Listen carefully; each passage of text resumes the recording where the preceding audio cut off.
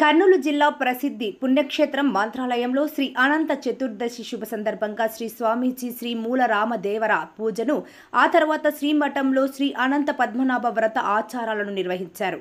ఈ పవిత్ర సందర్భాన్ని వీక్షించిన భక్తులు మరియు శిష్యులు ఆంధ్రప్రదేశ్, కర్ణాటక, తమిళనాడు నలుమూల రాష్ట్రాలలో నుంచి పెద్ద సంఖ్యలో దైవిక ఆశీస్సులను పొందారు. ముందుగా తుంగభద్ర నదిలో స్నానాలు ఆచరించి అనంతరం శ్రీ మాంచాలమ్మ దర్శనం చేసుకుని రాఘవేంద్ర స్వామిని దర్శించుకున్నారు. మూల బృందావనం పంచామృత అభిషేకం వీక్షించి అనంతరం మూల రామ పూజ కార్యక్రమంలో భక్తాదులు దర్శించుకున్నారు. తర్వాత శ్రీ మఠం పీఠాధిపతి శ్రీ సుబదేంద్ర తీర్థ స్వామీజీ భక్తులకు మంత్రాక్షితలు ఇచ్చి ఆశీర్వదించారు. రామదేవర పూజను, ఆ తర్వాత శ్రీమఠంలో శ్రీ అనంత పద్మనాభ వ్రత ఆచారాలను నిర్వహించారు. ఈ పవిత్ర సందర్భాన్ని వీక్షించిన భక్తులు మరియు శిష్యులు